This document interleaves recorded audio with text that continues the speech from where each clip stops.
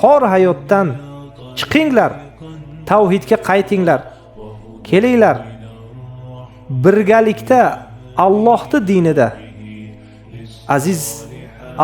dinida aziz bo'lamiz.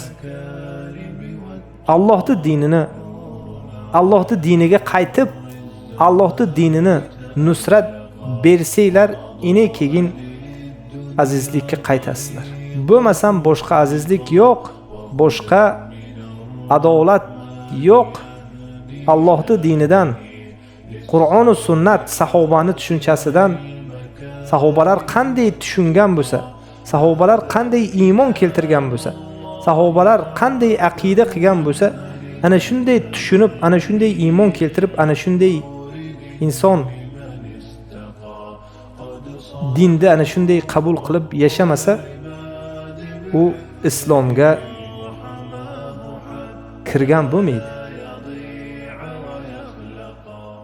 Chunki Qur'on sahobalar ustiga tushgan, bularda hamma holatini tushuntirib, har bir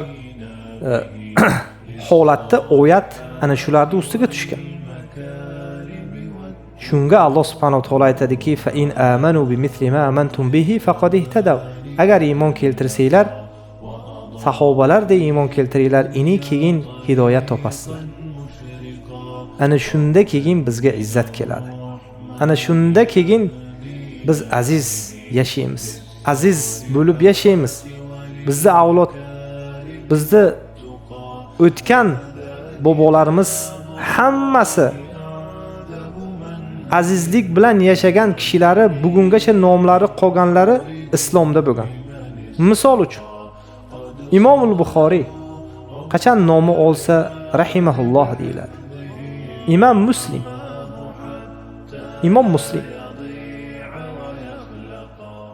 Imom Tirmizi va boshqa Abu Davud as-Sijistani.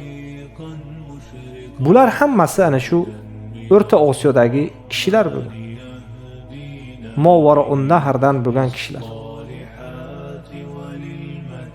Va bu Mavara un-Nahrdagi ulamolar juda ko'p bo'lgan. Abdulloh ibn Muborak, Isoq ibn Rohavay va boshqalar. Albatta bularni hozir bular mavzusida gap ketmayapti. Shunga biz mana shu salaflarning yo'liga qaytmas ekanmiz, bugungi kundagi holatlar hech ham isloh bo'lmaydi. Hech ham isloh bo'lmaydi.